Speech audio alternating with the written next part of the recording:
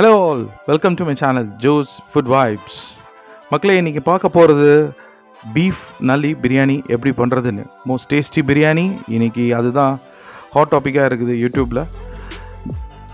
So let's start with cooking. இதான் ingredients. இன்றைக்கி cook பண்ண போகிறது ஒரு 1/2 kg beef with 300 grams Nalli. So first நல்லா வாஷ் பண்ணிவிட்டு நம்ம குக்கரில் ஒரு 7 விசில்ஸ் வித் மசாலாஸ் எல்லாம் போட்டு நம்ம அதை நல்லா பாயில் பண்ணி வச்சிடணும். அந்த வாட்டர் வேஸ்ட் பண்ணக்கூடாது, அந்த வாட்டர் அதிலே தான் இருக்கணும். So let's start with cooking. இது பிரியாணி அண்டாவில் தான் பண்ண போகிறோம் நம்ம இன்றைக்கி. இந்த அண்டா ஒரு 3 kg அண்டா, கொஞ்சம் பெருசாக தான் இருக்குது. ஓகே ஃபைன், இருந்தாலும் நம்ம பண்ணலாம், ட்ரை பண்ணலாம். ஸோ இது வந்து ஒரு 3/4 glass ஆஃப் ஆயில் யூஸ் பண்ண போகிறோம். நல்லா ஹீட் ஆகிட்டு அப்புறம் ஸ்பைசஸ், அப்புறம் ஆனியன், நல்லா நறுக்கி வச்ச ஆனியன் நல்லா ப்ரௌன் ஆகிற வரைக்கும் அவரை கொஞ்சம் நல்லாவே கிண்டிகிட்டே இருக்கணும். ஸோ அந்த ஸ்மெல்லு போகணும், அப்போ தான் பிரியாணி ஸ்மெல்லே வெளியே வரும். அப்புறம் ஒரு 2 teaspoons கீ, அது போட்டால் இன்னும் பேஷாக இருக்கும், நல்ல ஸ்மெல்லு சூப்பராக தூக்கும். ப்ளஸ் அந்த பிரியாணி எசன்ஸ் திருப்பி இன்னும் கொஞ்சம் நல்லா ஃப்ளேவர்டாக இருக்கும். அப்புறம் நம்ம கொரியாண்டர், சில்லி, மின்ட் லீவ்ஸ் இதெல்லாம் போட்டால் அவங்க இன்னும் சூப்பர் பண்ணுவாங்க. ஓகே, அப்புறம் கார்லிக் பேஸ்ட். ஸோ இவரையும் போட்டு ஒரு 5 minutes நல்லா மிக்ஸ் பண்ணணும். அண்ட் தென் மசாலாஸ் வராங்க வரிசையாக. ஸோ கொரியாண்டர், கரம், சில்லி, டர்மரிக், இவங்க எல்லாரையுமே கொஞ்சம் சேர்த்து கரெக்டாக எல்லாமே ஒரு 1.5 spoons 2 spoons அந்த ரேஞ்சில் தான். அது உங்களோட காரத்தை பொறுத்து நீங்கள் போட்டுக்குங்க. சால்ட்டும் அதுக்கேற்ற மாதிரி. அப்புறம் டொமேட்டோ நல்லா ஒரு 10 minutes இதை நல்லா வதக்கணும். ஸோ இந்த மசாலா நல்லா பிடிக்கணும். அப்புறம் கொஞ்சம் அந்த பீஃப் மிக்ஸ் பண்ண அந்த வாட்டர் இருக்குல்ல, அந்த வாட்டர் சூப் வாட்டரை வந்து இதில் மிக்ஸ் பண்ணிகிட்டே இருக்கணும். அப்போ தான் அந்த ஸ்மெல்லும் நல்லா வரும். ஸோ அந்த ஃப்ளேவரும் ஆட் ஆகிட்டே இருக்கும்.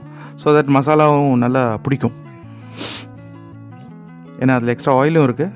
அதுக்கப்புறம் பீஃப் எல்லாத்தையுமே ஆட் பண்ண ஆரம்பிக்கிறோம்.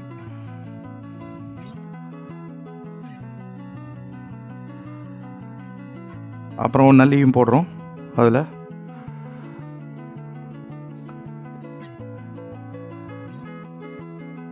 பீஃப் எல்லாத்தையும் உள்ளே போட்டுட்டு பேலன்ஸு திருப்பி அந்த வாட்டர் கம்ப்ளீட்டாகவே இதில் ஆட் பண்ணிவிடுவோம்.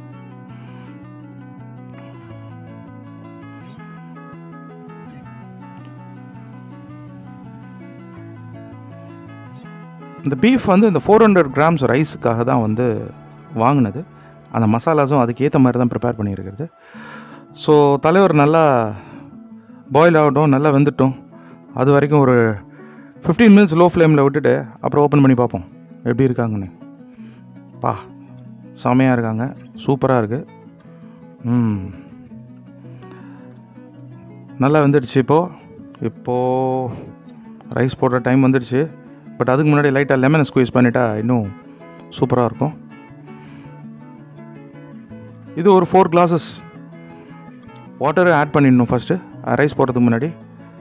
இப்போது ரைஸ் உள்ளே வந்துட்டார், அவரையும் போட்டுட்டோன்னா ஆல்மோஸ்ட் 90% ஆஃப் த ஒர்க் முடிஞ்சுது.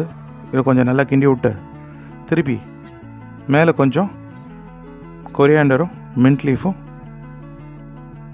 சீசனிங்க்கு போட்டு விட்ருவோம்.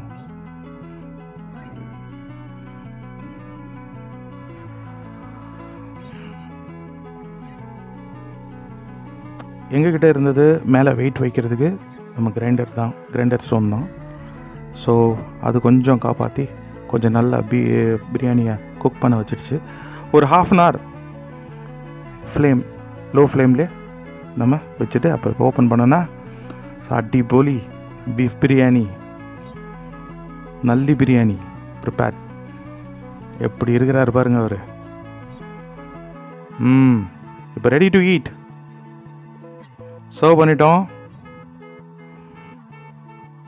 So with raita and boiled egg. இது போதும், ஒரு பிடிக்கலாம்.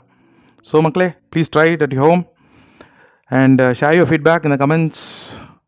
Like and subscribe my channel. See you in the next video. Thank you.